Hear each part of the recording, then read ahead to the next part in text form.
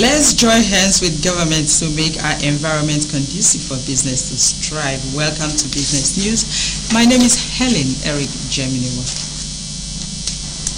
Nowadays, there are so many festivals to engage in for fun seekers, and the Bole Festival is just one of them.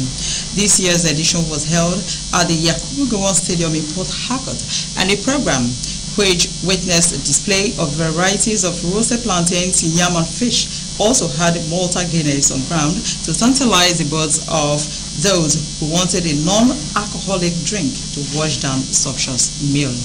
Boka Umeda covered the fun-filled event. The Bole Festival described it as a food meet fun event, a celebration that brings food lovers together from all over River State in honor of this delectable street food, yet a cultural heritage. Beyond food exhibition, Bole Festival dispensed a binge atmosphere that attracted all ages and demographics, creating an environment to revel and bond over good food.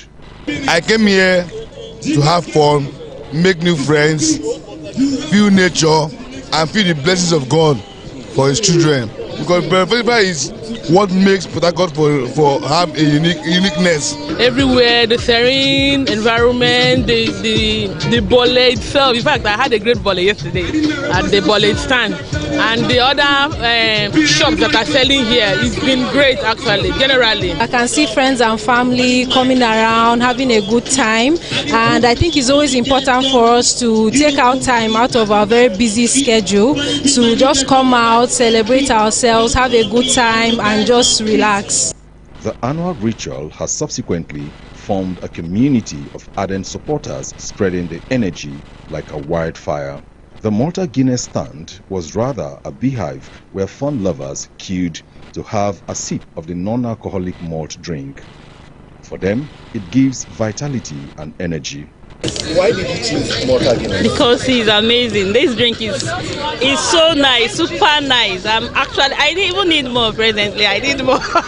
I took it because I like it, because it's nourishing and it's smooth. It's like it cools my throat. There's a different taste in it. Yeah, I had Malta Guinness yesterday. In fact, I bought one pack from them yesterday while going home, because there's a one day I had this Malta, this thing. So they made it for me. There's a particular one they did for my daughter. It tastes really nice. I don't do alcohol. Alcohol and colos, cigarettes, igbo, it's not good for the body. This vitamin C, this vitamin.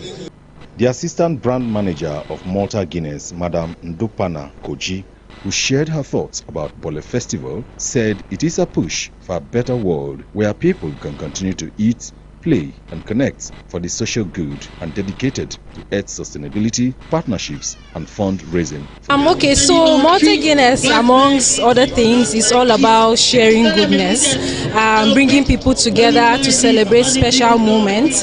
And you agree with me that there's no special moments without good food like the Bole that we have here. So this common reason that we have Bole Festival and Malta Guinness has brought us together. And we're here, we've shared Malta Guinness with over 1,000 people here, and everyone is having a good time, and that's what Malta Guinness is all about.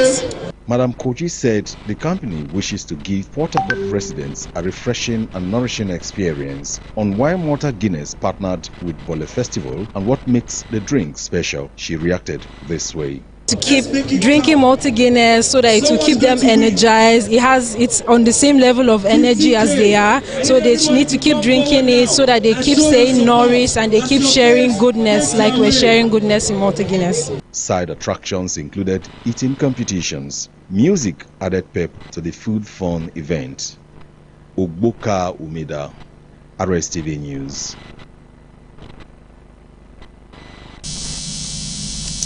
Federal Ministry of Agriculture and Food Security has assured of the implementation of all pillars of the Federal Civil Service Strategy and Implementation Plan 2021 to 2025 to enhance service delivery for the nation's food security. The Permanent Secretary of the Ministry, Dr. Ernest Omakihe, gave the commitment on the occasion of the bi-monthly service-wide meeting of Directors of Reform Coordination, represented by by the Director Reform Coordination Service Improvement and Innovation, Dr. Dunoma Ahmed. He noted that the ministry has trained all directorate-level officers and officers on salary grade level 14 to acquaint them with the process and procedure involved in the implementing and sustaining the system. He reeled out some of the activities towards boosting productivity in the ministry, which include automation of records and work processes to promote e-governance, reduction in paperwork and use of files, online real-time service delivery, and well-equipped self-service center and scanning room. According to him, under his leadership, the ministry had been at the forefront of driving the FCSS IP25 and all civil service reforms.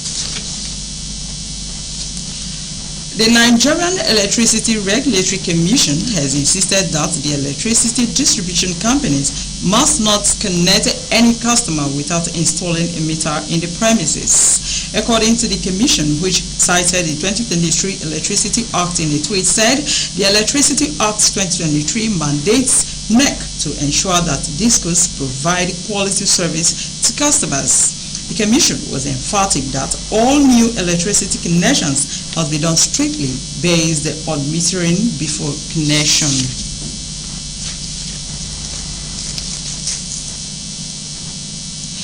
Nigeria Deposit Insurance Corporation has trained law enforcement operatives and officers expected to probe directors and officers of 183 microfinance banks and primary mortgage banks whose licenses were revoked by the Central Bank of Nigeria.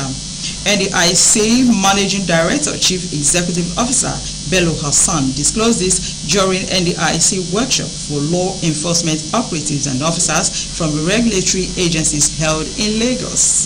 He said there was need to train and equip the bank directors, officials, and staff of banks involved in malpractices and insider abuses that might lead to the collapse of their banks or financial institutions. Hassan said investigations and prosecutions of financial malpractices for a sound and safe banking system requires collaboration and strategic partnership, which is in consonance with one of the themes of the strategic plans of the corporation, that is, collaboration and strategic partnering.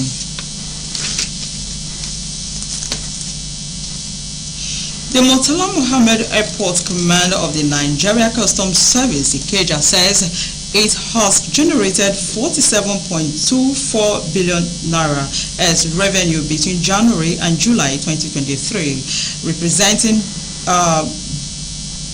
83.24% increase on the 40.35 billion naira generated in half-year 2022. Speaking to Newsmen in Lagos, the Customs Area Controller Muhammad Yusuf said the unit also intercepted male donkey genitals and dried shark fins worth 1.23 billion naira at the Lagos airport, which are on the verge of being exported out of the country to China and Hong Kong respectively. According to Yusuf, the male donkey genitals were harvested from Abakaliki, Ebonyi State by a Chinese, saying donkeys are as endangered species must be protected from going into extinction. He said the command made remarkable successes through coordinated anti-smuggling activities in synergy with other critical stakeholders, which led to the seizure of 6 packages of suspected dried shark fins with FOB value of 221.8 million naira.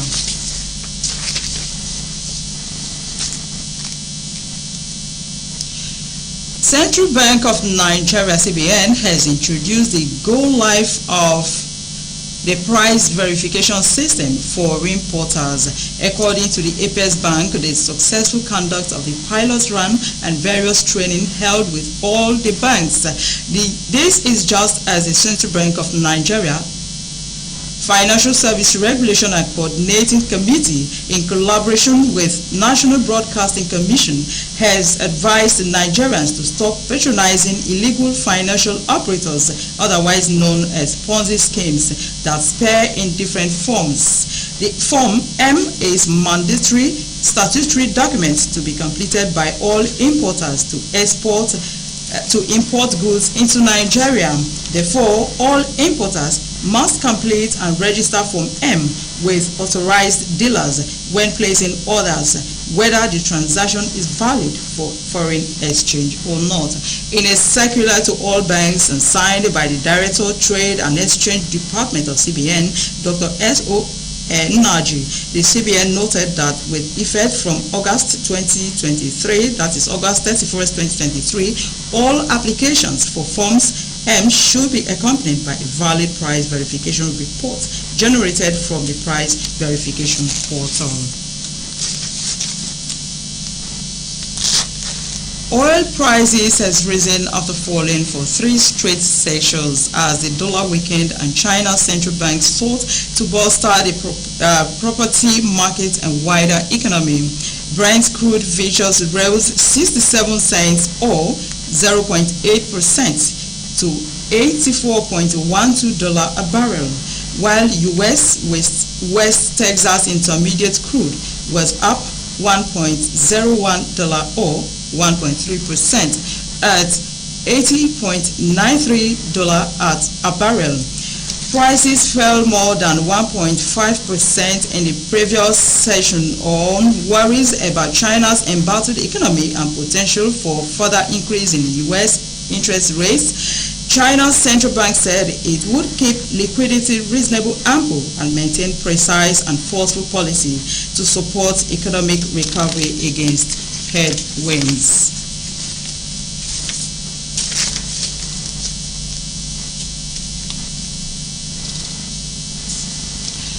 Let's join hands with government to make our environment conducive for business to thrive.